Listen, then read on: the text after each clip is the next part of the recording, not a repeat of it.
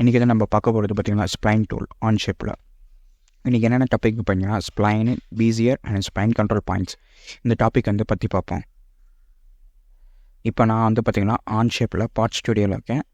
Sketch environment வந்து activate ஆகிருக்கு. இப்போ நம்ம வந்து பார்க்க போகிறது பார்த்திங்கன்னா ஸ்ப்ளைன் டூல். நான் வந்து செலக்ட் பண்ணியிருக்கிற பார்த்திங்கன்னா வந்து டாப் லைன் நான் வந்து செலக்ட் பண்ணியிருக்கேன்.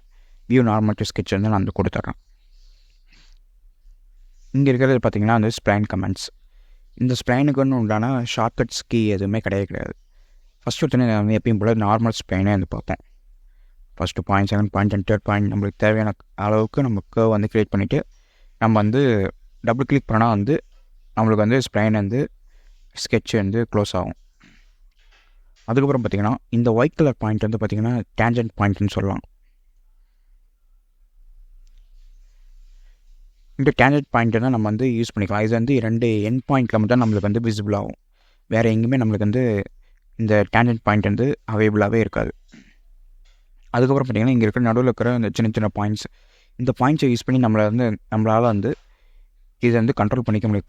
கர்வ்ஸோட கர்வேச்சர் வந்து நம்மளால் வந்து கண்ட்ரோல் பண்ணிக்க முடியும். நெக்ஸ்ட் வந்து பார்த்திங்கன்னா பீசியர். இதுவும் வந்து ஸ்ப்ளைன் மாதிரி தான், பட் ஆனால் வந்து டேஞ்சன்ட் பாயிண்ட் வந்து நம்மளுக்கு வந்து நிறைய பாயிண்ட்ஸ் வந்து அவைலபிளாக கிடைக்கும். First point, second point and third point, fourth point and fifth point. இதுக்கு வந்து நம்ம எப்பயும் போல் டபுள் கிளிக் பண்ணால் வந்து க்ளோஸ் ஆகும் கமெண்ட்ஸ். இதுக்கு பார்த்திங்கன்னா 1, 2, 3,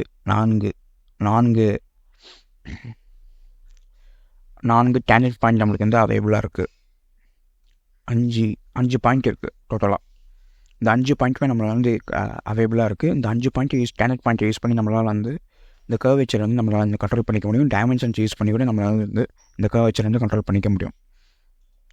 நெக்ஸ்ட் வந்து பார்த்திங்கன்னா ஸ்ப்ளைன் கண்ட்ரோல் பாயிண்ட் வந்து எப்படின்னா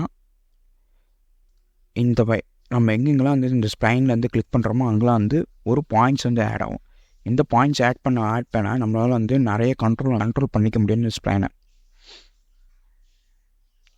அதேமாதிரி வந்து ஸ்ப்ளைன் கண்ட்ரோல் பாயிண்ட்ஸ் வந்து இந்த பீசியர் ஸ்ப்ளைனோட வந்து நம்மளால் ஆட் பண்ணிக்க முடியாது, ஆட் பண்ணவும் கூடாது.